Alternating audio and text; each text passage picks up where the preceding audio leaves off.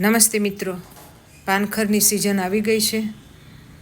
ઘરે તમે પાંદડાનું કમ્પોસ્ટ આસાનીથી 0 ખર્ચના બજેટની અંદર બનાવી શકો છો.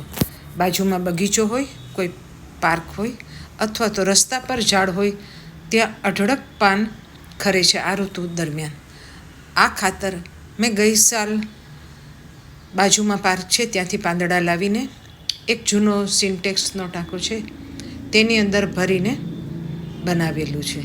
તમે જોઈ શકો છો 1 વર્ષમાં પાંદડા એકદમ સડી ગયા છે અને જે આખા પાંદડા છે તેને પણ હાથથી મસળીએ છીએ એટલે ભૂકો થઈ જાય છે.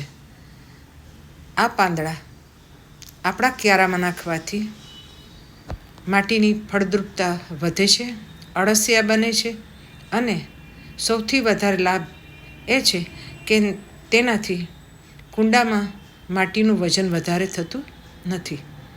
તમે જોઈ શકો છો આ પાંદડાને હું ચાળીશ એટલે પાંદડાનો એકદમ ઝીણો ભૂકો બની જશે. આપણે ના ચાળીએ અને એમનેમ જ કુંડા કે ક્યારામાં આ પાંદડા કે જે 1 વર્ષ જૂનું ખાતર છે તે નાખી દઈએ તો જે કંઈ વાવેલા છોડ કે વનસ્પતિ હોય તેને ખૂબ જ ફાયદો થાય છે અને ધીમે ધીમે તે પાંદડા સડીને માટીની અંદર મળી જાય છે.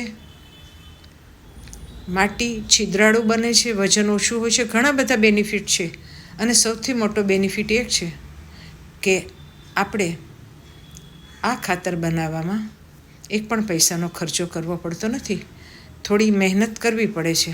હા, ચાળ્યા વગર પણ તમે તેને કુંડામાં નાખી શકો છો અને ઉપરના મોટા જે પાન વધે ચાળતા તેને કુંડામાં તળિયે ભરશો તો કુંડાનું કે ગ્રો બેગનું વજન પણ ઓછું થશે અને ઉપર માટી નાખીને તમે છોડ વાવશો તો ધીમે ધીમે તે પાંદડા સડીને માટીમાં ભળી જશે.